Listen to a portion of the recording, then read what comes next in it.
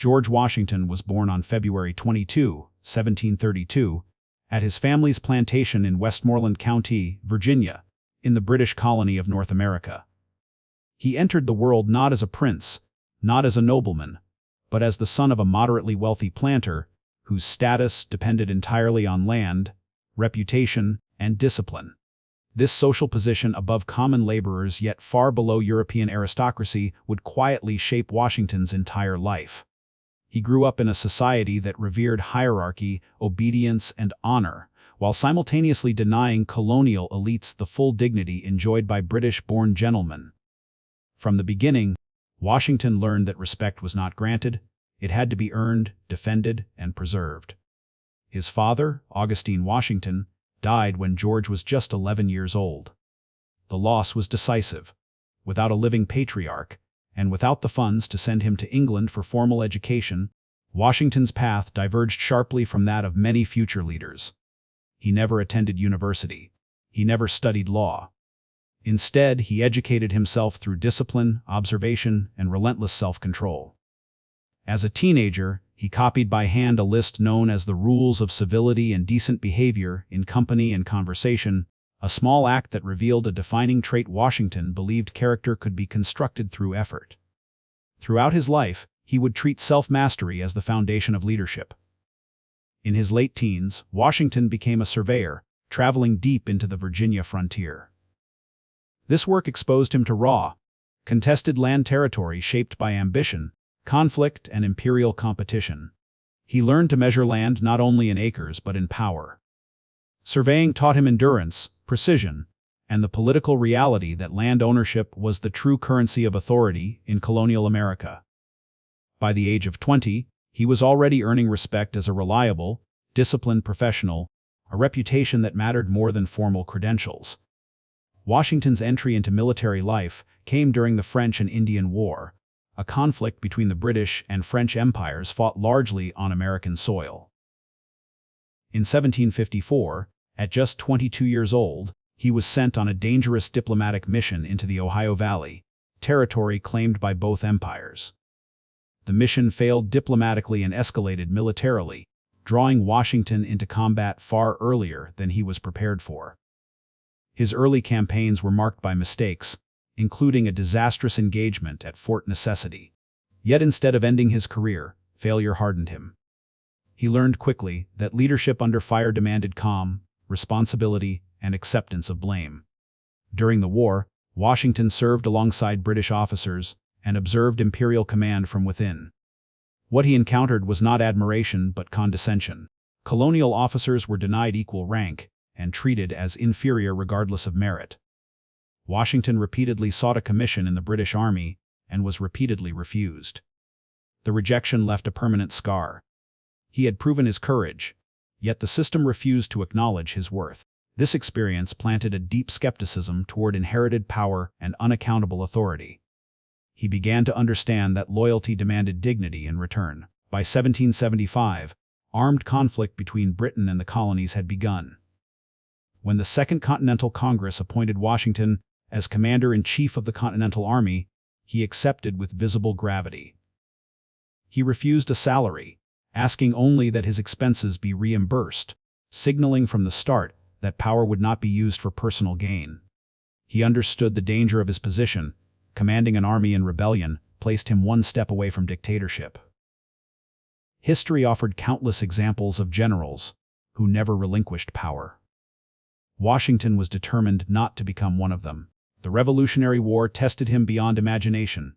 His army was chronically underfunded, poorly supplied, and often close to collapse. He lost more battles than he won. Soldiers froze, starved, and deserted. Congress argued, delayed, and failed to act decisively. Yet Washington endured. His greatest strength was not tactical brilliance but moral authority. He held the army together through example, restraint, and an unyielding sense of responsibility. He punished disorder, rejected cruelty, and insisted that the army remain subordinate to civilian government, even when civilian leadership seemed incompetent. As victory approached, a dangerous idea emerged within the ranks.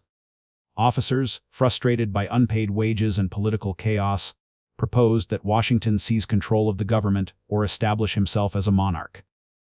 The suggestion was not metaphorical, it was explicit. Washington reacted with controlled fury. He condemned the idea as a betrayal of the revolution's purpose. Power taken by force, he argued, would destroy the very liberty they claimed to defend. In rejecting kingship, Washington rejected the ancient logic that victory justified domination. In December 1783, after securing independence, George Washington resigned his commission and returned to private life. This single act stunned the world. No victorious general in modern history had voluntarily surrendered power on such terms. By doing so, Washington transformed revolution into precedent.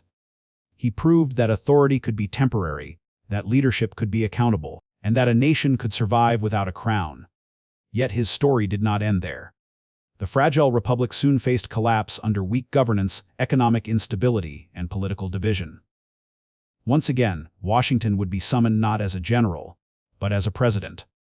And once again, the question would arise, how much power could one man hold without becoming what he had once refused to be? When George Washington returned to Mount Vernon after the war, he did so with the genuine intention of disappearing into private life. He resumed the routines of a Virginia planter, managing crops, overseeing enslaved labor, and rebuilding an estate neglected by 8 years of war. To the outside observer, this appeared to be retirement. In truth, it was a deliberate act of restraint. Washington believed that a republic could only survive if its most powerful figures demonstrated the ability to step away from authority. His withdrawal was not weakness, it was discipline made visible. Yet the nation he had helped bring into existence was unraveling. The Articles of Confederation, drafted in fear of centralized power, produced a government incapable of decisive action. States quarreled openly, currencies collapsed, debts went unpaid, and armed unrest, most famously Shays' Rebellion in Massachusetts, signaled that liberty without structure could descend into chaos. Washington watched these developments with increasing alarm. He had fought a war not to replace one form of disorder with another, but to establish a durable political order grounded in consent and law. When delegates gathered in Philadelphia in 1787 to revise the Articles, Washington initially hesitated to attend. He understood that his presence would shape the entire convention. If he appeared, expectations would follow. If the convention failed, his reputation would share the blame. Ultimately, he agreed to go, not because he desired influence, but because he believed absence would be an abdication of responsibility. Upon arrival, he was unanimously elected presiding officer of the Constitutional Convention, a role he executed with the same quiet authority that had defined his command in war. He spoke rarely, but his presence enforced seriousness, restraint, and purpose. The Constitution that emerged from Philadelphia was a document shaped as much by fear as by hope: fear of tyranny, fear of mob rule, fear of fragmentation. Washington supported it not because it was perfect, but because it balanced power with limitation. When ratification battles raged across the states, his endorsement carried immense weight. To many Americans, Washington was not merely a man, he was proof that virtue could exist in public life. His support reassured skeptics that the presidency would not become a throne. In 1789, George Washington was unanimously elected the first president of the United States. Once again, he accepted not with celebration, but with solemn reluctance. He described the presidency as a burden rather than an honor, acutely aware that every action he took would become precedent. There were no rules to follow, no models to imitate. Every decision would define the boundaries of executive power for generations yet unborn. Washington approached the presidency as a guardian, not a ruler. He assembled a cabinet that reflected ideological diversity, including figures such as Alexander Hamilton and Thomas Jefferson, whose visions for the nation sharply conflicted. Rather than suppress disagreement, Washington allowed it to exist within structured debate, believing that truth emerged through disciplined conflict. At the same time, his administration faced immense challenges: the assumption of war debts, the creation of a national bank, frontier violence, and foreign pressures from Britain and France. Washington did not govern through charisma or rhetoric. He governed through consistency. He enforced federal law even when it was unpopular, as demonstrated during the Whiskey Rebellion, when he personally led troops to assert the authority of the national government. This act was not theatrical, it was symbolic. The law, not individual preference, would rule the republic. Perhaps Washington's most enduring contribution came not from policy, but from what he refused to do. He refused to exploit his popularity to silence critics. He refused to remain in office beyond 2 terms, even though no law required him to step down. By voluntarily relinquishing the presidency in 1797, he established one of the most powerful traditions in democratic history, that leadership is temporary and power must be surrendered before it corrupts. In his farewell address, Washington warned against factionalism, regional division, and entangling foreign alliances. These were not abstract concerns. They were lessons drawn from a lifetime of watching ambition erode principle. He understood that the republic's greatest threat would not come from foreign invasion, but from internal decay when loyalty to party or self eclipsed loyalty to the nation.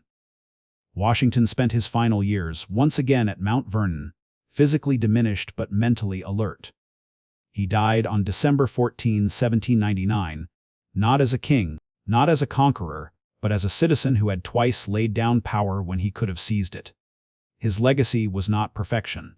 He was a man of contradictions, including his lifelong participation in slavery, a moral failure that shadows his achievements. Yet history judges him not by purity, but by consequence.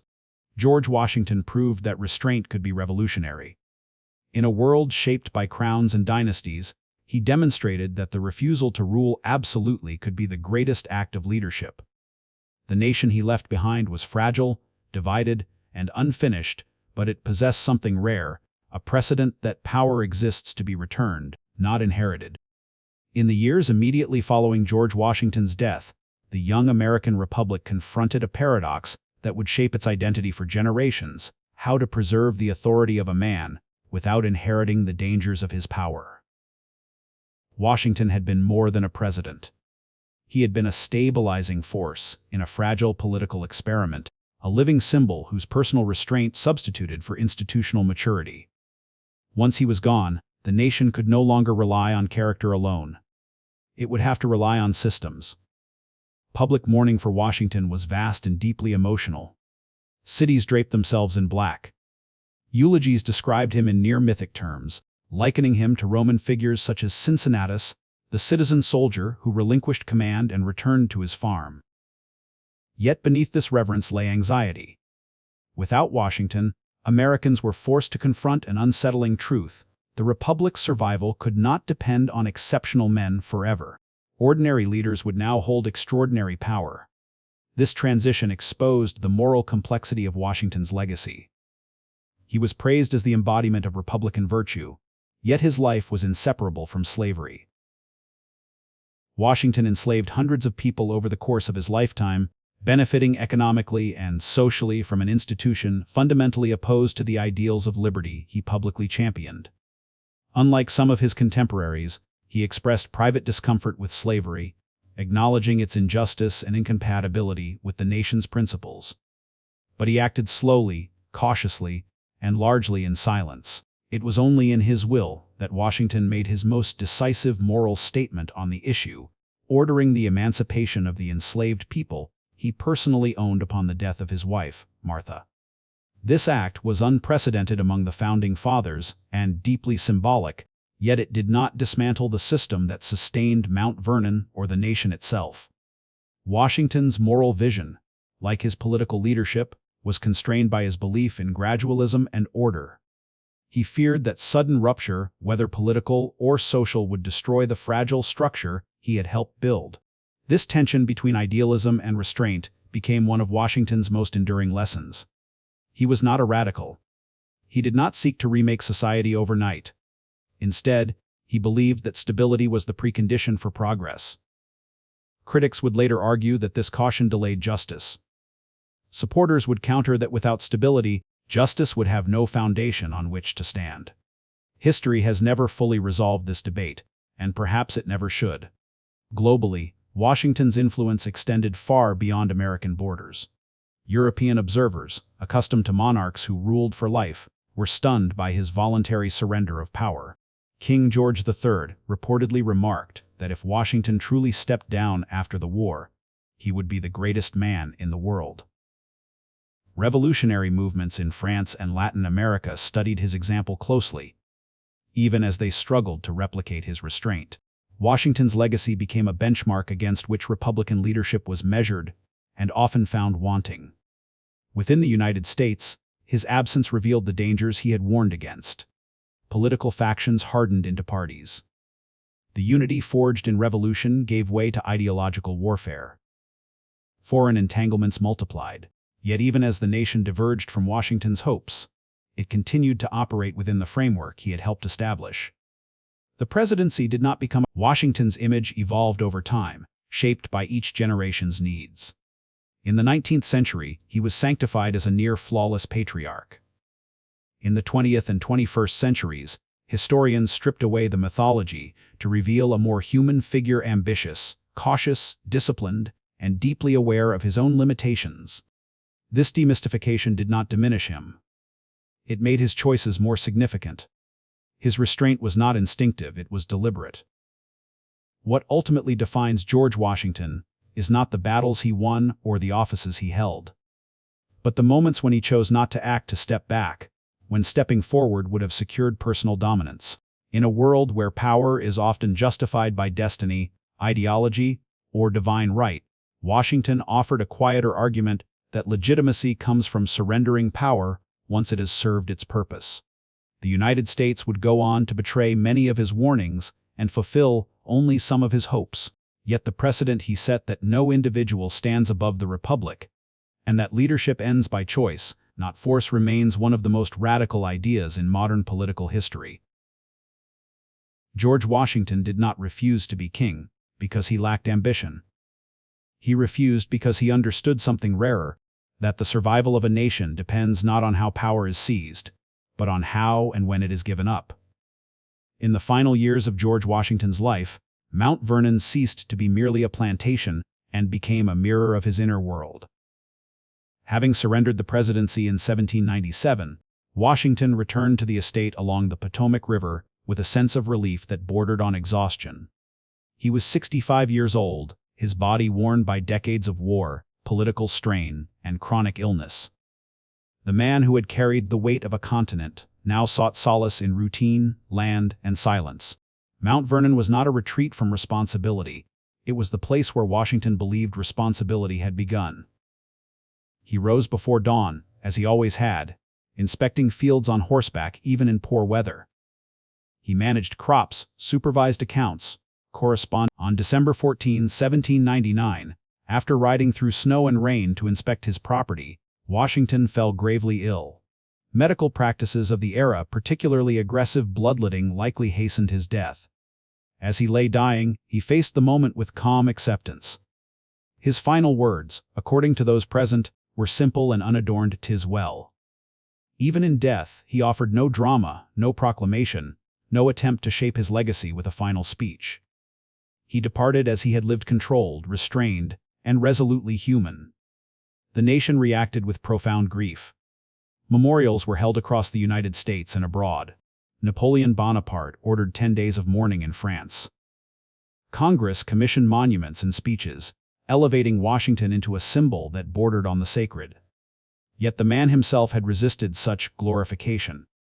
He had feared that hero worship would undermine Republican equality, turning leaders into idols rather than servants. Over time, Mount Vernon itself became a testament to this paradox. It was preserved not as a palace of power, but as a working estate, reflecting Washington's identity as a citizen soldier who returned home. Visitors walked through rooms that spoke not of opulence, but of order and purpose. The architecture was elegant but restrained, mirroring the values he had tried to instill in the nation. George Washington's final lesson was not delivered from a podium or battlefield, but from absence. By leaving office, by returning to private life, and by dying without clinging to influence, he forced the Republic to stand on its own. His legacy is not that he was perfect, he was not, but that he understood the danger of unchecked power and chose, again and again, to step away from it. In a world that still struggles to separate leadership from dominance, Washington's life offers a rare example of authority, governed by self-restraint.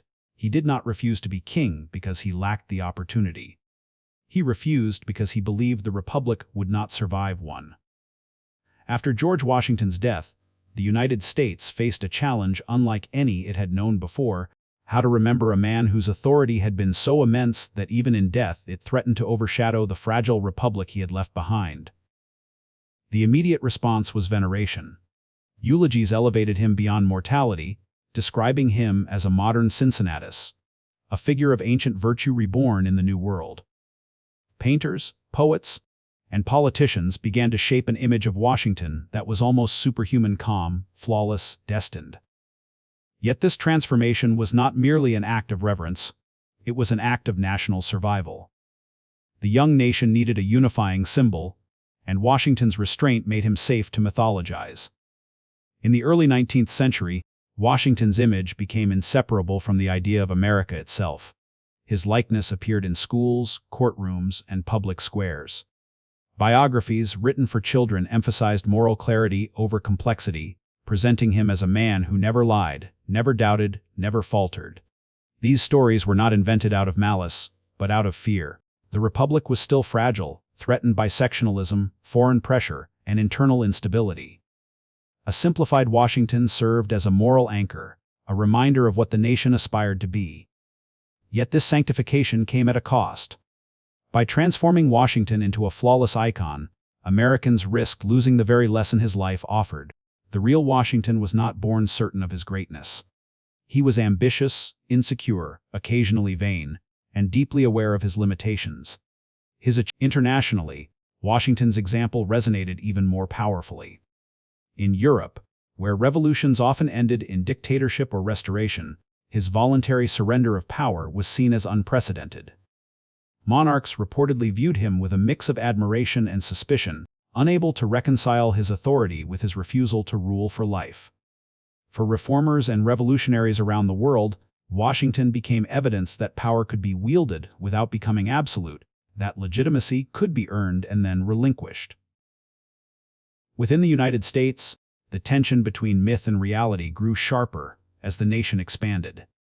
As slavery deepened in the South and abolitionist movements gained momentum, Washington's status as a slave owner became increasingly difficult to ignore. Some sought to defend him by emphasizing the norms of his time. Others criticized his moral hesitation, arguing that his failure to act more decisively revealed the limits of his virtue. Washington himself had anticipated this discomfort. His private writings suggest that he understood history would judge him not only by what he achieved, but by what he avoided confronting. Mount Vernon, preserved and later restored by private citizens rather than the federal government, became a site of quiet reckoning. Visitors walked through spaces that revealed both grandeur and contradiction. The mansion stood alongside slave quarters. The fields that symbolized independence had been worked by unfree hands. This physical proximity forced a confrontation that no statue could resolve. Washington's life, like the nation he helped create, was built on ideals that exceeded its practices. In the 20th century, historians began to peel back layers of reverence, seeking a Washington who could be understood rather than worshipped.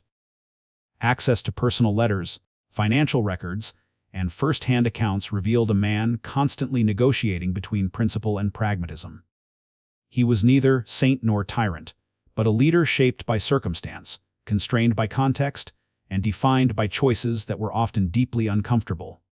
What endures most powerfully is not Washington's victories or titles, but his understanding of power's fragility. He recognized that authority, once concentrated, rarely releases itself without violence.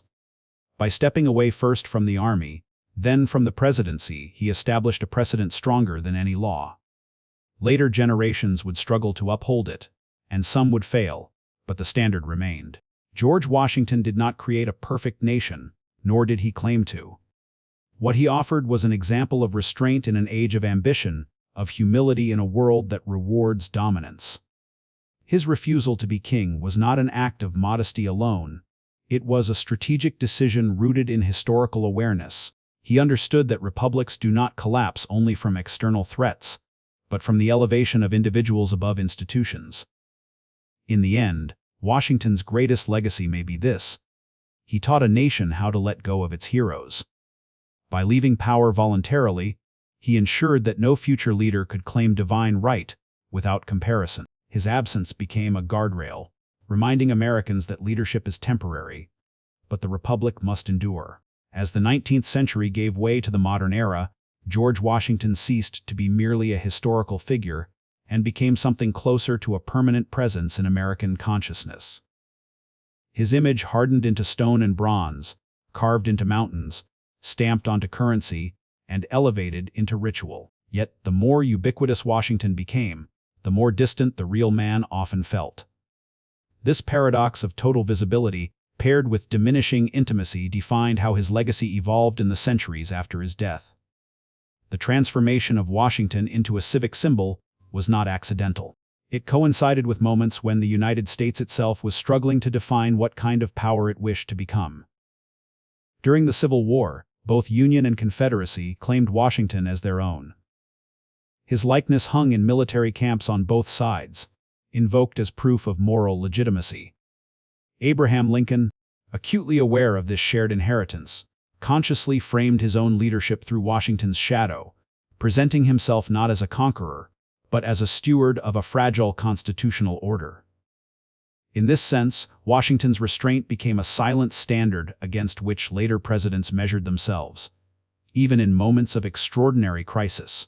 By the early 20th century, Washington had become inseparable from American civic education.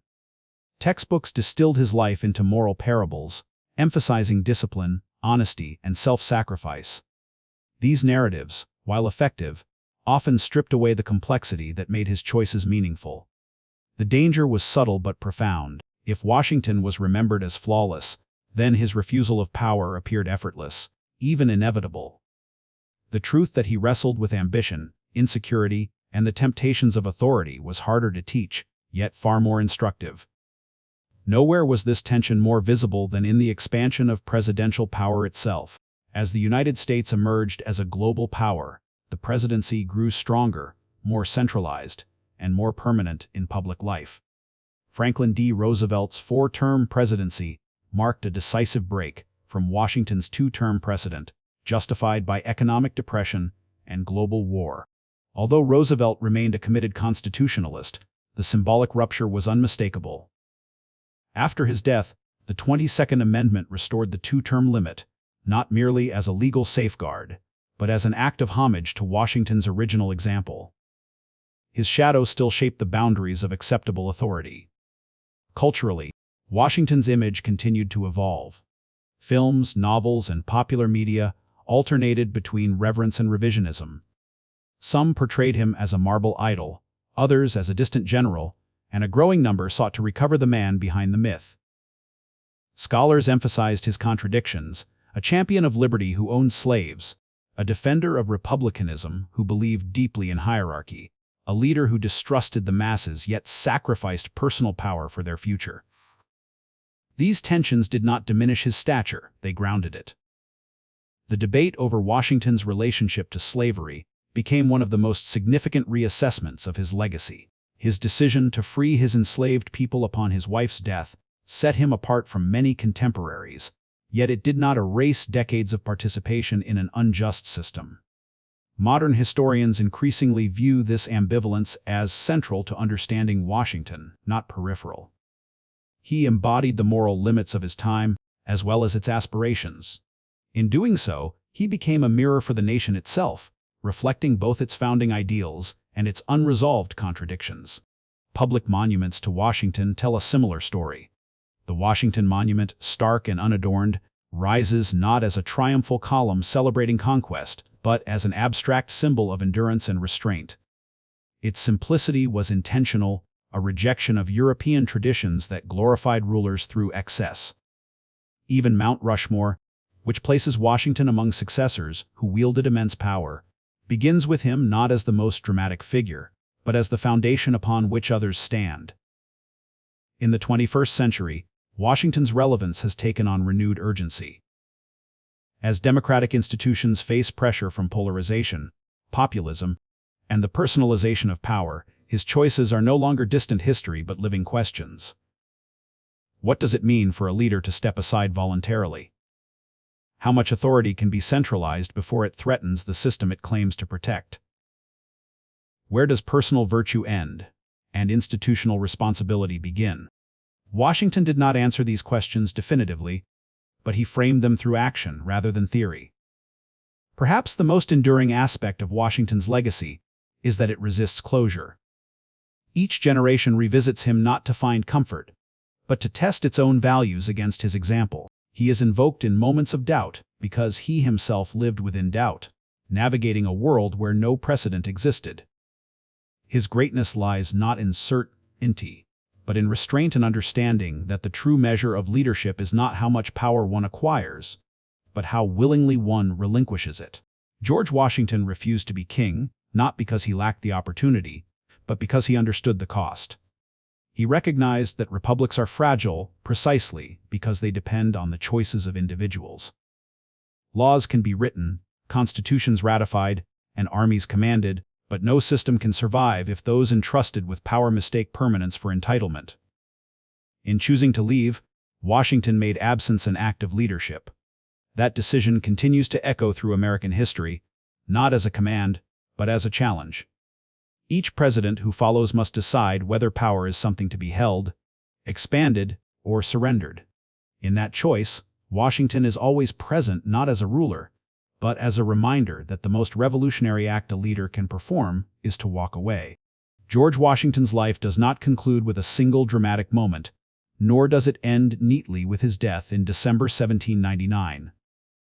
Instead, it dissolves slowly into the fabric of the nation he helped create, leaving behind not a doctrine, not a dynasty, but a standard quiet, demanding, and profoundly difficult to live up to. When Washington died at Mount Vernon, the United States was still an experiment. Its survival was not guaranteed. Yet the structure he helped build, and the limits he imposed on himself, gave the young republic something more valuable than victory credibility. In his final years, Washington retreated deliberately from public life, returning to the role he had always longed for, but rarely enjoyed, that of a private citizen. He managed his estate, corresponded with former comrades, and watched the nation from a distance, increasingly aware that the future of the republic would depend not on his continued presence, but on the habits of restraint he had tried to normalize. His death was mourned not simply because he was admired, but because Americans understood, perhaps instinctively, that an era of moral authority rooted in personal example had ended. What remained was a test: could institutions survive without the man who embodied them? The answer, imperfect as it has been, is the measure of Washington's true success. The presidency endured because he defined it as temporary. Civilian control of the military endured because he surrendered command. The Constitution endured because he treated it as binding, even when it constrained him. These were not inevitable outcomes. They were choices, made repeatedly, often against his own interests, and always in defiance of historical precedent. In a world accustomed to strongmen and crowns, Washington offered something radically unfamiliar: power that knew when to stop. Yet Washington's legacy is not one of moral purity or uncomplicated virtue. He was a man of his time, shaped by its hierarchies, blind to some of its injustices, and slow to challenge systems, especially slavery, that contradicted the ideals he helped articulate. This tension is not a flaw to be hidden, but a reality to be confronted. It reminds us that the founding of the United States was not a finished moral achievement, but a beginning, burdened with contradictions that later generations would be forced to address. Washington did not resolve these contradictions. He lived within them. What elevates Washington above myth is not that he was without ambition, but that he mastered it. He understood that revolutions often devour themselves when their leaders confuse personal authority with national destiny. By refusing to be king, he ensured that no future American leader could claim the throne without first betraying his example. His absence became a boundary. His silence became a warning. In the centuries since, the United States has repeatedly returned to Washington during moments of crisis, not to find answers, but to measure distance. How far have we drifted from the idea that leadership is stewardship, not ownership? How easily do we accept the expansion of power as normal, even necessary? Washington offers no slogans, no easy solutions. What he offers is something rarer, a reminder that republics survive only when those who lead them understand that authority is borrowed, not possessed. Today, Washington's image is everywhere, yet his most important lesson remains fragile. It is not carved into monuments or printed on currency. It exists only in behavior. It lives in the willingness of leaders to step aside, in the refusal to equate dissent with disloyalty, and in the recognition that no individual is larger than the system they serve. These principles are not self-enforcing. They must be chosen, again and again, by people willing to accept limits. George Washington did not build an empire. He dismantled the conditions that make empires possible. In doing so, he achieved something far more enduring than conquest. He made restraint a form of power. He transformed resignation into legacy. And he left behind a republic that, for all its failures and struggles, still measures leadership against the moment when one man had every reason to rule for life and chose instead to walk away. If this story resonates with you, if you believe that history is not a memory but a guide, please leave a comment sharing your thoughts. Don't forget to subscribe to the channel to continue exploring with us the dynasties, people, and powerful legacies that have shaped the world in our documentary series, Old Money Dynasty.